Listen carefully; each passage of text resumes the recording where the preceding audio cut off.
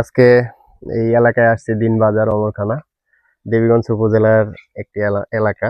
তো এখানে এসে একটা জিনিস দেখলাম যে এই আপা খুবই মানবতর জীবনযাপন করতেছে। 5টি সন্তান তার। দুইটা বাচ্চা হচ্ছে যমজ এবং 3টা সন্তান আলাদা আলাদা ভাবে হয়েছে।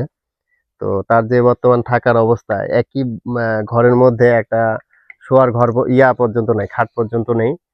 সেখানে বাঁশের দিয়ে আমরা দেখলাম সরজমিনে, বাঁশের দিয়ে তারা 5টা সন্তান নিয়ে এসে থাকে। তার স্বামী মানসিক ভারসাম্যহীন।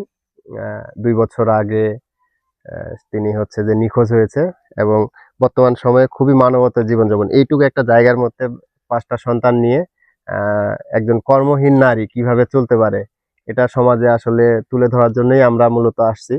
যে আমাদের এত এত রাজনীতিবিদরা আছে এলাকায়, এত বিত্তবান ব্যক্তিরা আছে।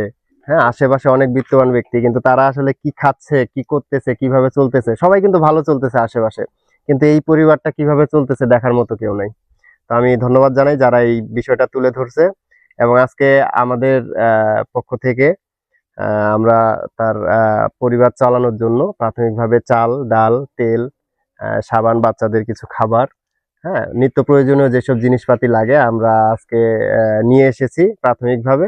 পরবর্তীতে আমরা চেষ্টা করব তার পাশে থাকার জন্য যতটুকু পারি। ধন্যবাদ সবাইকে। আমার সাথে আসছে নয়ন ভাই এবং আলামিন, উদয় সহ যারা সংশ্লিষ্ট সবাই হেল্প করছে, সবাইকে ধন্যবাদ।